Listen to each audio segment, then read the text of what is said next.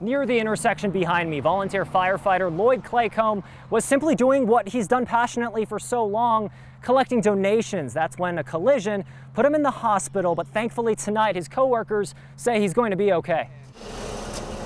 As you can see by the drive-through setup and the designs outside and inside the Flaherty Volunteer Fire Department, these first responders are dedicated to the Crusade for Children. We got a good community that does a lot of donations for us. Longtime firefighter Lloyd Claycomb is no different. In fact, in many ways, he helps lead the charge, says Fire Chief Roger Rose. Him and his son spent a big part of Memorial Day weekend at that intersection collecting. But this week, while he was finishing consecutive days of collecting donations in Meade County, it became wrong place, wrong time. We've been very fortunate, and this could have turned out a lot worse than it did. Kentucky State Police say Claycomb will recover. That's hours after being sent to the hospital when initial indications showed what police called possible life-threatening injuries. Claycomb, a pedestrian, was working at one of Flaherty Fire's select Crusade for Children posts between US 60 and Joe Prather Parkway when the multi-vehicle crash happened. KSP says the ambulance had its lights and sirens going when passing through, but the driver of another car coming through didn't notice. Volunteer firemen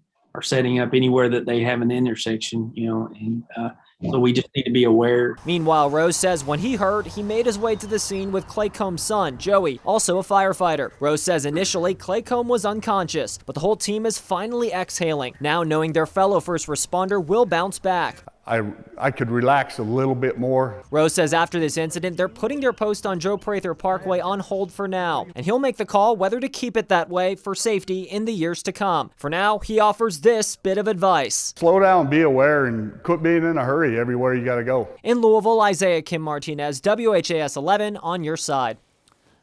The collision itself remains under investigation. Kentucky State Police say Billy Smith, the driver of the Impala, is expected to survive as well, but we don't know yet the extent of his injuries. KSB tells us the driver of the ambulance and another passenger were also taken to the hospital with minor injuries.